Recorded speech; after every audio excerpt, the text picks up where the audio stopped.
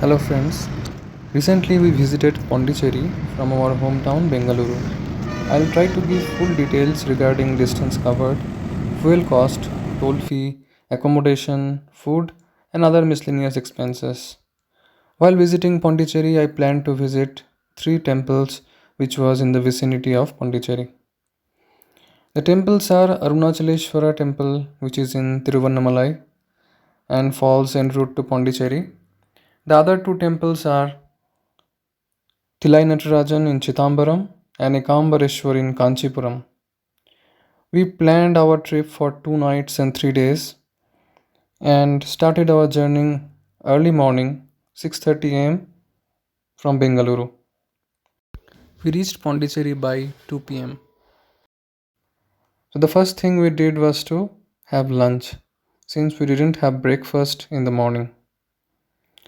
We had lunch at Banna Leaf restaurant with chicken biryani, al faham chicken, fish pakoda, and the price was rupees 600 for the two of us. After satiating our hunger with the tasty food, we proceeded towards the rock beach, which was not very far. We relaxed in the beach for some time, then started our hotel hunt, since I haven't booked the hotel earlier.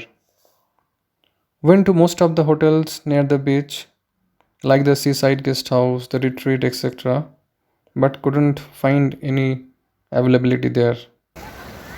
One thing I understood is to get hotels near the beachside, one have to book early in advance.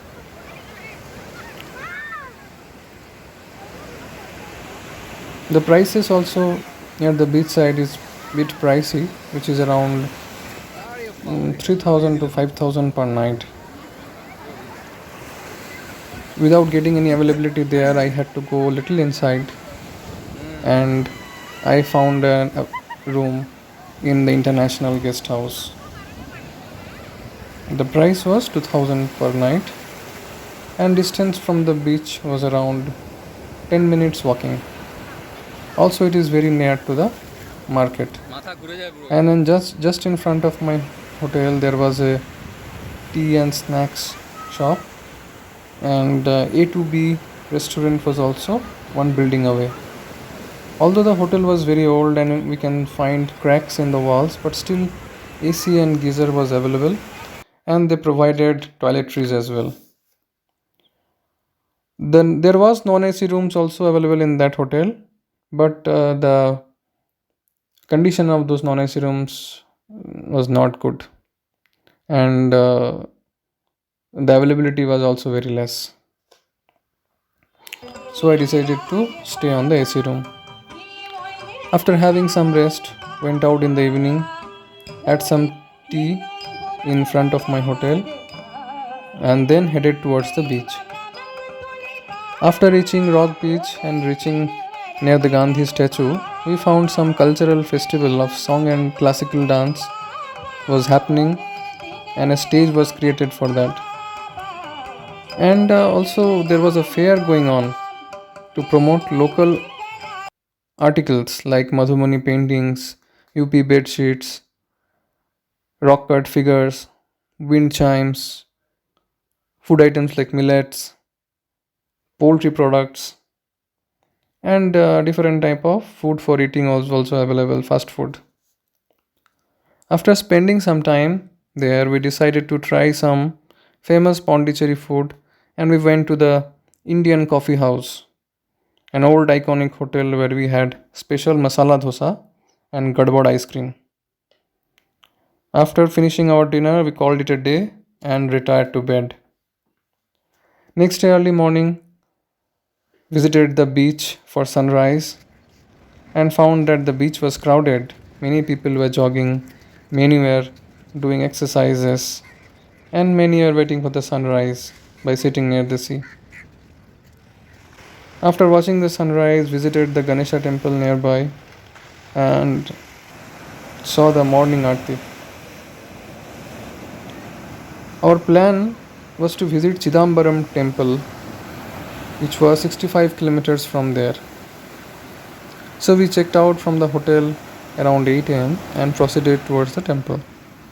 On our return, we had a good lunch at Kamachi restaurant and then proceeded towards Eden Beach, which has received blue flag for its cleanliness and maintenance. There was water sports also available near the Eden Beach, and from there only nearby one can take a ferry and go to the Paradise Beach, which is a kind of island. The Eden Beach was a bit far from the mainland, so some toy train were available to carry visitors from parking to the beach and vice versa. After spending some good time, we again proceeded towards Rock Beach to try our luck for a beachside hotel. This time we got one in Bayview Hotel, which was very near to the Pondicherry Pier. One thing to mention is about parking vehicles.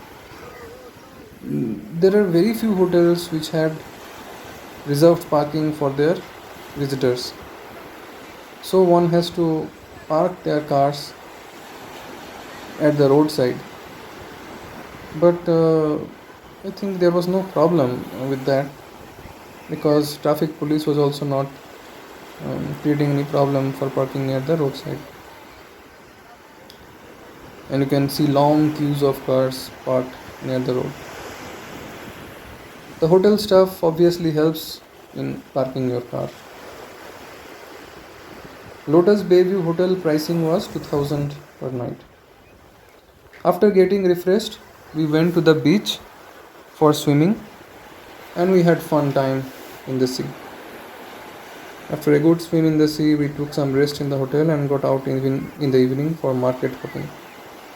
Near the market, there was a big Shiva temple, and the evening aarti was going on by the time we reached there.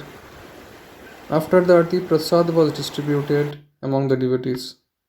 Temple club complex is big, and it has smaller temples of Ganesha, Kartik, Navagraha, Subramanya, and Shakti Devi surrounding the main deity of Shiva. After getting out of the temple, we found an ice cream shop called Le Mission Cafe. We tried the puttu ice cream over there, which was not so good in taste, but quantity was huge and the concept was different. It can be sufficient as a dinner meal for two persons. The price of the puttu ice cream was 250 rupees. After that, we roamed around the market, which was crowded, and the same thing we observed over there also that many bikes were parked in the road, and that made it difficult for cars to maneuver, and even for visitors and tourists like us who were walking, it becomes difficult to walk in the roads. So we had to manage very carefully while walking in the road. So after roaming around in the market, we called it a day and then returned to our hotel. Next day morning, we went to Aurobindo Ashram, where we have to switch off our mobiles before entering. The place was serene and peaceful. Sat in the meditation hall for some time in peace, and then visited the bookstore from where I bought the book Synthesis of Yoga, written by Sri Aurobindo. After that, we went to visit Auroville, which was outside the city. Auroville is a spiritual city where people from different places come and stay and live a spiritual life. There was a dedicated parking space for visitors, and parking charge for cars is 100 rupees. To go to Auroville, we have to take passes from the visiting center. The walk from the parking to Auroville was around 20 minutes. We could view Auroville from a distance, and we couldn't go inside Auroville because one have to book tickets for going inside Auroville, which have to done way in advance. At least 1 week in advance, one has to book tickets, and people were given time slots to enter the Auroville.